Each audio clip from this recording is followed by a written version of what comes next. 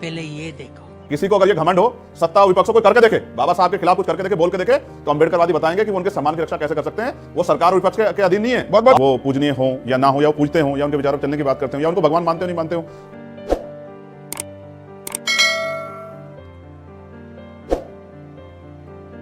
उसको ध्यान में रख के उनके प्रति समर्पण पे, और ये हुआ एक समय पे आके, ये हुआ भी। लेकिन आपको याद है कि बाबा साहब की शव यात्रा भी निकाली गई उनके जीते जी।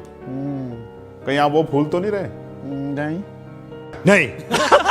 अच्छा किया बाबा साहब के जीते जी उनकी शव यात्रा आरएसएस के लोगों ने निकाली।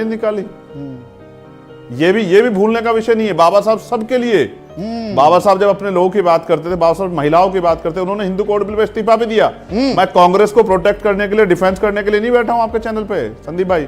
स्पष्ट है, जिसने जो कहा, आज जो सरकार के मंत्रियों को जो मौका मिला है वो कांग्रेस के कर्मों की वजह से मिला है। जो कांग्रेस ने किया वो उसी को कह रहे हैं। हाँ। मंत्रिमंडल से इस्तीफा देना पड़ा, और नेहरू जी ने कहा कि राजा नकारा नहीं जा सकता। बिल्कुल देखा आपने, लापरवाही का नतीजा है। क्या नाम, बाबा साहब के जान से फर्क नहीं पड़ता, उनको नकारा नहीं जा सकता, ये फैक्ट है। लेकिन आज जो हो रहा है, 2 दिन पहले पार्लियामेंट में कहा गया कि भाई संविधान पे चर्चा करा रहे हैं, और मैंने, आपको याद होगा, मैंने पार्लियामेंट में जब मुझे बोलने का मौका मिला, मैंने सबसे पहली बात ये कही कि आप कह रहे हैं, सब सारे नेता बोल रहे हैं, बड़े बड़े नेता मंत्री हैं, सब हिंदुस्तान वर्ड का यूज कर रहे हैं, लेकिन कॉन्स्टिट्यूशन पे डिबेट कर रहे हैं आप 70 साल गौरवशाली यात्रा पे, 75 साल की। लेकिन फर्स्ट जो चैप्टर है भाग 1, वो तो कहता है India that is Bharat, India that is Bharat. फिर आप एंटी कॉन्स्टिट्यूशनल वर्ड का क्यों प्रयोग कर रहे हैं बार बार हिंदुस्तान? शर्म है कुछ?